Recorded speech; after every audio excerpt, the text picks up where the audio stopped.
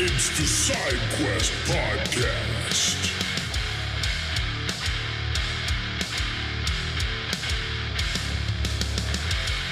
I want you to just step outside of your current reality for a second and imagine, a profoundly surreal scenario. Okay, I'm with you. So imagine you walk down your driveway on a brisk morning, right? You open your mailbox, and sitting right there, nestled between a stack of, utility bills and junk mail, is this heavy cream-colored envelope. Oh, that already sounds fancy. Right, so you Yeah. tear it open. And inside is a personalized birthday card signed by King Charles III. Wow. Okay, yeah, that is definitely a jarring experience for a Tuesday morning. Exactly. But as you stand there holding that card, the true weight of the moment kind of hits you. This massive wave of realization washes over you. Out of the roughly, 8 billion human beings currently breathing on this planet, Yeah. you are literally the very last living person who was born a subject of his great-great-grandfather, King Edward VII. Oh man, that actually induces a bizarre sense of vertigo, like absolute chronological vertigo. Oh, right. It completely messes with your sense of time. It really does. Because when you start tracing that lineage backward, Charles, Elizabeth, George VI, Edward VIII, George V, all the way back to Edward VII, you aren't just looking at a family tree. No, you're looking at an entire epoch. Exactly. You are looking at the entire arc of modern human history. From, horse-drawn carriages and the dawn of flight, to artificial intelligence and deep space exploration, to house all of those eras within a single human memory is, well, it's almost incomprehensible. It is. And welcome everyone to today's deep dive. Because for one woman living in the UK right now, that thought experiment is not some hypothetical philosophical exercise. Oh, it's just her Tuesday. Exactly. It is her daily reality. So today we are immersing ourselves in the staggering life of Ethel Caterham. As of April 1st, 2026, Ethel is the world's oldest verified living person. She is 116 years and 223 days old. Which is a number that genuinely feels like a typo when you read it. I know. Like you read 116, your brain tries to autocorrect it to 86 or 96. Yeah, your brain just rejects the premise. But our goal today goes far beyond just, staring at a massive number on a page. The sheer duration of her life is the hook, yes. But the texture of her life is where the real revelations lie. The texture is everything. So we're pulling from a blend of fascinating sources for this deep dive. We've got a BBC News report on her 116th birthday, an extensive biographical piece titled Ethel Caterham, A Life Across 3 Centuries, and of course the official Guinness World Records data. And we're going to unpack her unbelievable trajectory, the surprising habits she's accumulated, and this quiet, unshakable philosophy that carried her through 2 world wars, 2 historic global pandemics, and literally the collapse of empires. The best way I can describe Ethel is to compare her to a time traveler hiding in plain sight. I like that analogy. Right. Because she hasn't been passively reading about history. She's been walking through it step by step while the rest of us were just arriving on the scene. So let's anchor ourselves. Let's go back to the baseline, 1909. 1909. Wow. August 21st, 1909, to be exact. Ethel May Collins was born in the tiny Hampshire village of Shipton, Bellinger, before her family moved to the nearby garrison town of Kidworth in Wiltshire. And she was one of 8 kids, right? Yeah, the second youngest of 8 children. And to understand her biological and psychological foundation, we have to aggressively strip away everything we consider a basic human necessity today. Oh, for sure. 1909 rural England is practically a different dimension. Completely. Think about the daily friction of her childhood. There was no electricity. Zero. None at all. You didn't flip a switch when the sun went down. You lit a candle or a lantern. The entire rhythm of the household was dictated by the movement of the sun. Mm-hmm. And there was no indoor plumbing or running water. Which means every single basic task is a workout. Oh, absolutely. If you wanted a warm bath, you were walking outside to a pump, hauling heavy buckets of water back inside, and manually heating them over a coal or wood stove. So every single aspect of hygiene, warmth, and sustenance required intense physical labor. And that extends to the food, too. No refrigeration meant no stockpiling processed goods. Her family grew their vegetables in their own dirt. They kept chickens. A true farm-to-table existence, but not the trendy kind. No, not at all. A typical dinner was a loaf of dense home-baked bread, a boiled egg, and whatever root vegetables they pulled out of the garden that afternoon. This wasn't some romanticized agrarian retreat. This was the baseline reality for a working-class rural family before the First World War. Okay, I see where you're going with this, and I want to push back a little here. Sure, go for it. Because you're painting this picture of a hyper-local, whole food, physically demanding environment, which, lines up perfectly with modern longevity advice. Right, it's the blue zones concept. Exactly. But we have to be careful not to romanticize the good old days, Okay. because looking at her childhood, it wasn't just a peaceful garden where she was building a great microbiome. It was an absolute gauntlet. It really was. The outside world did not leave them alone. Tragedy pierced that village life violently. Her eldest brother, Norman, was 18 years older than her, and in 1915, when Ethel is just 6 years old, Norman is killed at Gallipoli. He was only 19. Yeah. So she is a first grader, essentially, watching her family be shattered by the first industrialized global conflict in human history. And then, before she even turns 10, she lives through the 1918 influenza pandemic, Which was devastating. a virus that killed upward of 50 million people worldwide. So my question is, are we confusing a lethal environment that she just happened to survive with an environment that actually primed her for a long life? Well, that is the core paradox of early 20th century longevity. Yeah. You are absolutely right that it was a meat grinder. The childhood mortality rates of the 1910s were staggering because of infectious diseases. Right. But in biology, there is a concept called hormesis. Hormesis. Yeah. It's the idea that a low or moderate dose of a stressor can actually provoke an adaptive response that makes the organism stronger. Oh, like lifting weights, tearing muscle fibers so they grow back denser. Precisely. From an immunological standpoint, surviving the aggressive pathogens of the early 1900s, without the safety net of modern antibiotics, mind you, likely required a fiercely robust immune system. So her body learned the hard way. Yes. Her body learned how to mount massive, effective defenses very early on. And psychologically, the trauma of losing a brother and witnessing a global pandemic instilled an incredible resilience. They couldn't afford to be fragile? Exactly. The people who survived that era didn't have the luxury of fragility. They developed a profoundly pragmatic relationship with grief and change. Which perfectly sets up what happens next, because the Roaring Twenties arrive, bringing cars, wireless radios, and the social upheaval of women getting the right to vote. A massive cultural shift. Massive. Yeah. And Ethel doesn't just watch this from her rural window, she embraces the chaos. It's 1927, Ethel is 18. She comes from this village where she literally pumped her own water. Yeah. And she gets on a ship, completely by herself, and takes a 3-week sea voyage to British India to work as a nanny for a military family. The psychological profile required to make that leap is just fascinating to me. It is the 1920s equivalent of an 18-year-old today signing up for a one-way trip to a Mars colony. Think about it. That's a great way to frame it. You can't text your parents when you get homesick. There is no FaceTime.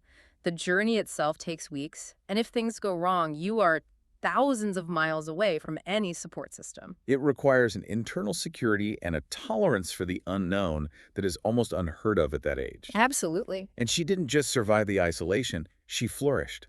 She stepped off that boat into the sensory explosion of the British Raj.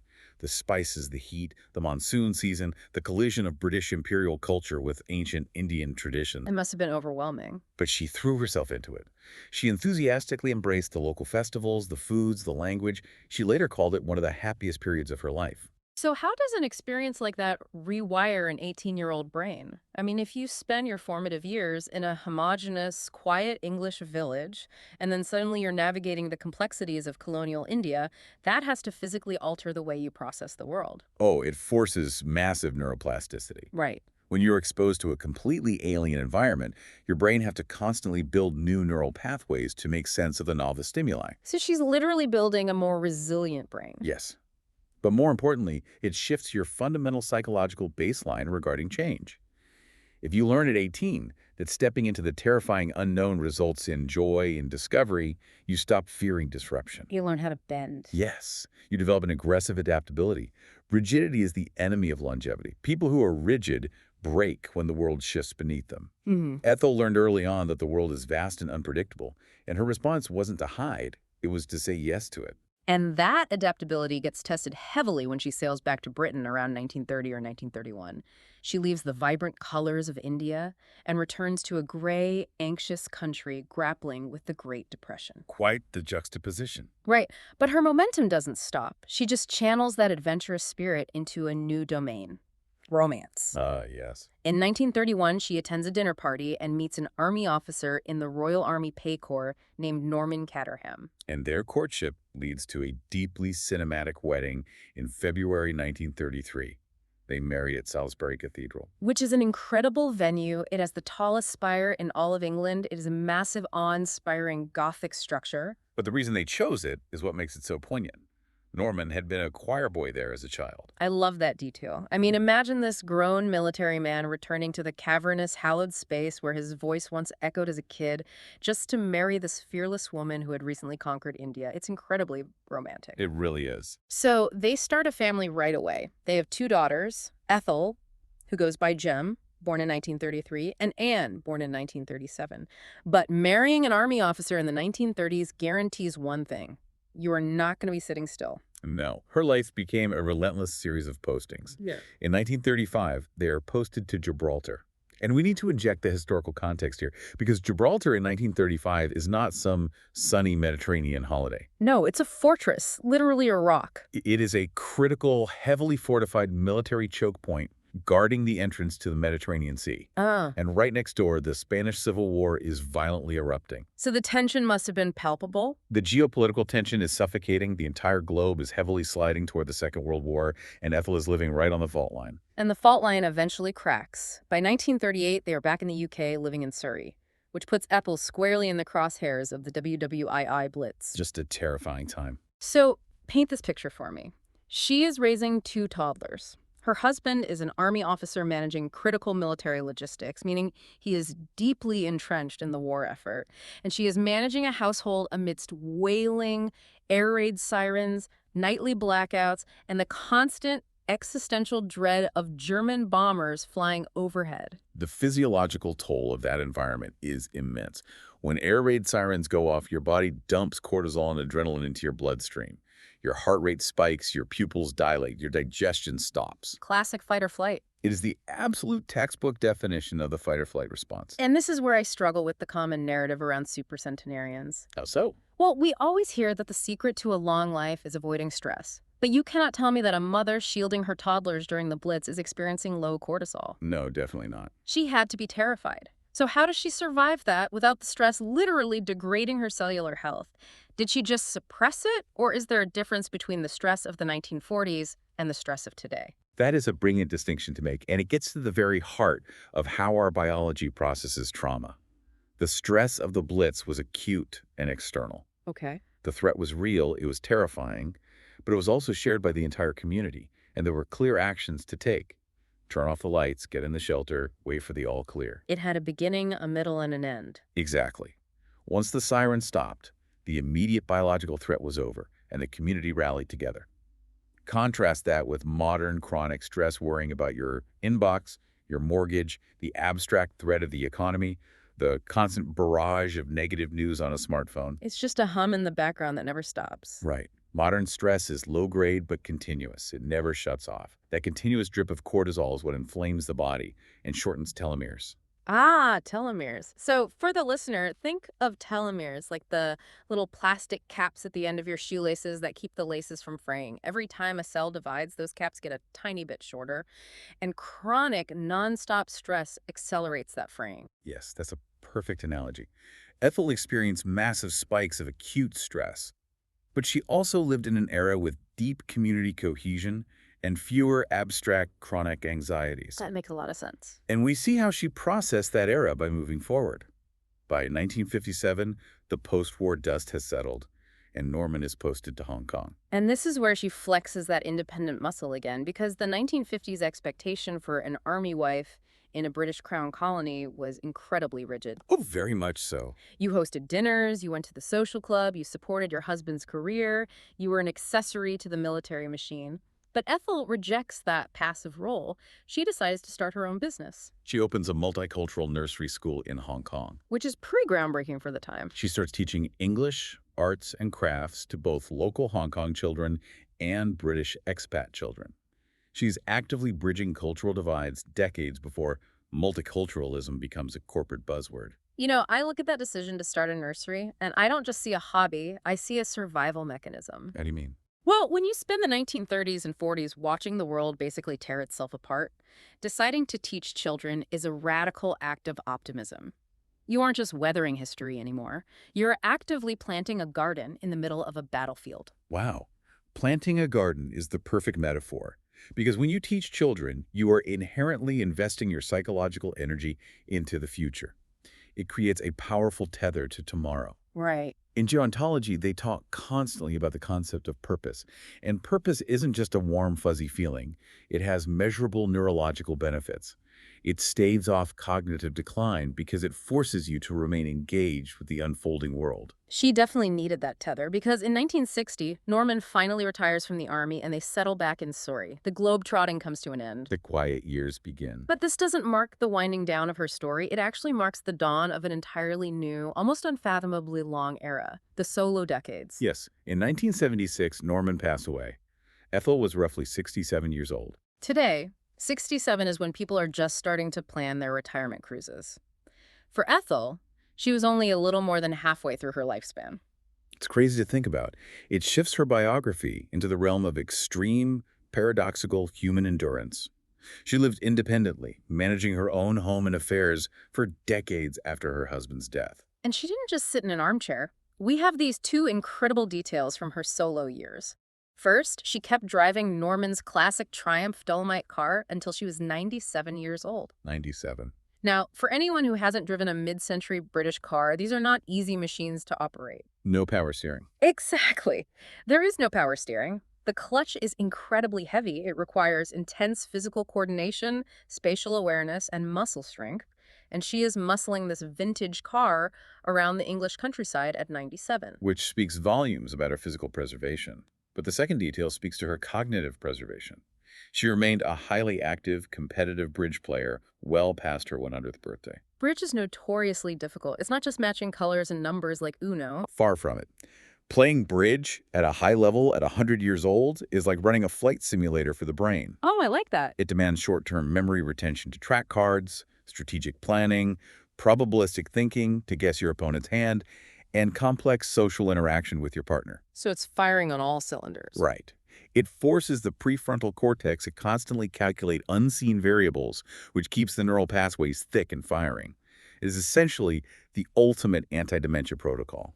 But, you know, we have to pause the celebration here because we can't talk about extreme longevity without confronting the brutal tax that it levies on the human soul. Yeah, the dark side of it. Living to 116 is not just a parade of broken records and bridge games. There is a profound, suffocating loneliness that comes with outlasting your entire generation. The math of supercentenarians is inherently tragic. Ethel outlived all 7 of her siblings. She outlived her parents, obviously. She outlived the husband she loved for 50 years. And then the heaviest blow. Yes, she outlived both of the daughters she raised during the Blitz. Her daughter, Jem, died in 2005 at the age of 71. And her other daughter, Anne, who Ethel was actually living with in an annex attached to the house, died of cancer in 2020 at the age of 82. It's heartbreaking. I try to put myself in her mindset. To lose your children when you yourself are well past the century mark, to outlive your own babies, the sheer grief of that would physically break most people. It is the great emotional hazard of extreme age. Yeah. Your shared memory is systematically erased. Everyone who remembers your wedding day, everyone who remembers you as an 18-year-old girl in India, everyone who remembers the sound of Norman's voice, they are all gone. You become an island. You become the sole custodian of an entire century of family history. The biological weathering of that kind of grief is immense. And as if the emotional devastation of losing Anne in 2020 wasn't enough, the physical world came for her too. Following Anne's death, Ethel finally moved into a care home. And at the age of 110, she contracted COVID-19. Let's frame this properly for the listener. This is 2020, pre-vaccine. The absolute worst time. This is the height of the pandemic, dealing with a novel virus that is systematically devastating care homes across the globe. specifically targeting the elderly with lethal efficiency. So she is 110, she gets the virus. And what happens? She is completely asymptomatic and makes a rapid, full recovery. She literally brushes it off. It defies statistical probability. It's wild. Yeah. She survives the 1918 Spanish flu as a child and COVID-19 as a 110-year-old. And this is where I have to play devil's advocate regarding her lifestyle. Okay, let's hear it. We've talked about her diet, her adaptability, her lack of chronic stress. But surviving a novel respiratory virus at 110, that feels purely genetic because her sister Gladys lived to be 104. So how much of this astonishing story is just blind luck and ironclad DNA? Well, you cannot reach 116 through green tea and a good attitude alone. Right. It requires winning the genetic lottery on a spectacular scale. Having a sister who reached 104 is a massive biological tell. It strongly suggests that the Collins family DNA possessed unique, highly efficient cellular repair mechanisms. So her cells just clean up better than ours. Yes. Her immune system didn't undergo the same rapid senescence, which is the biological aging and weakening of immune cells that happens to the rest of us. Her biological software was just coded better. Exactly. Her immune system recognized the SARS-CoV-2 virus, mounted a localized defense, and neutralized it before it could trigger the deadly runaway inflammation, the cytokine storms that killed so many others. Wow. But we can't discount luck either. Genetics dictate your ceiling, but luck dictates your path. She had the genetics to live to 116, but she also had the sheer luck of not getting hit by a bus in London in 1938, or not dying of an infection from a simple scratch in the 1920s before penicillin. Very true. And she had the psychological fortitude to not let the grief of 2020 destroy her physical body, because severe depression and grief actively suppress the immune system. They absolutely do. If she had given up after Anne died, COVID might have found a weakened host. But she didn't give up. She survived the final gauntlet of 2020, and in doing so, she set the stage to quietly become the ultimate world record holder. The accumulation of her titles over the last few years is a study in outlasting the math. She didn't seek out the record slowly came to her as everyone else faded away. Let's trace how she got the crown, because it illustrates the surreal nature of extreme longevity. It isn't a race you actively run, it's a waiting game. A war of attrition. Right. In April 2025, she officially surpassed a woman named Charlotte Hughes to become the oldest verified person in British history. Charlotte Hughes had held that specific record for over 3 decades. And then, just 3 weeks later, on April 30, 2025, a 116-year-old Brazilian nun named Ina Canabaro Lucas passed away. And at that exact moment, the mantle shifted. Yes. Ethel Caterham, the girl born in a Hampshire village without electricity, officially became the oldest verified living person on Earth. Fast forward to August 21st, 2025, her 116th birthday. There's a deeply charming detail from the Guinness World Records documentation here. On her birthday, she reportedly exchanged congratulatory messages with the world's oldest living man. A gentleman from Brazil, right? Yeah, João Marinho Neto, who was born in October 1912. The visual of that exchange is just incredible. Just imagine that digital handshake. The two oldest human beings on the planet, separated by thousands of miles of ocean, looking at their phones and essentially saying, hey, we're still here. The water's fine. It is a profound, quiet victory over time. Which brings us to her present reality. What does a Tuesday look like when you are 116 years old? Well, she currently lives at the Hallmark Lakeview Luxury Care Home in Surrey. Okay. And the way the staff describes her shatters the stereotype of the frail, withdrawn centenarian. They say she has an unshakable sense of self. Unshakable sense of self. Man, that phrase holds so much power. She hasn't dissolved into her age. Not at all. She spends her days listening to classical music in her room. She spends time out in the care home's garden, which they actually renamed Ethel's Garden to honor her, and she just sits and listens to the bird song. It is a poetic full circle. She started her life tending a vegetable garden in a quiet village, and a century later, she is back in a quiet garden. And naturally, because she holds the title of the oldest living human, everyone wants a piece of her. Reporters constantly shove microphones in front of her, desperate for her secrets. They want a magic pill. Exactly. And over the years, across various interviews with the BBC and local papers, she has distilled her philosophy down to a few core tenets. And they are remarkably consistent. She says, taking everything in my stride, the highs and the lows, she says, say yes to every opportunity because you never know what it will lead to. She preaches a positive mental attitude and everything in moderation. And recently, she added 3 very specific rules. Oh, right. She never argues. She always listens. And she does what she likes. What is genuinely shocking about her list of secrets is what is completely absent. The biohacking. The food. Exactly. We live in an era currently obsessed with optimization. People are plunging into freezing water at 5 a.m., measuring their heart rate variability, obsessing over whether blueberries are too high in sugar. Taking 15 different supplements a day and fasting for 18 hours to activate autophagy. Ethel Caterham doesn't mention a single superfood. There is no restrictive diet. There is no exhaustive protocol. Which exposes the great irony of modern longevity culture. We're stressing ourselves out trying to optimize our way to 100.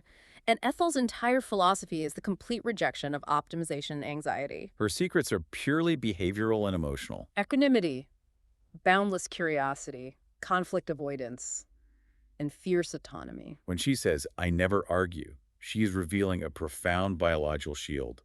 Engaging in petty arguments, holding grudges, fighting with neighbors, that behavior spikes blood pressure, floods the system with adrenaline, and causes systemic inflammation. So she just opted out.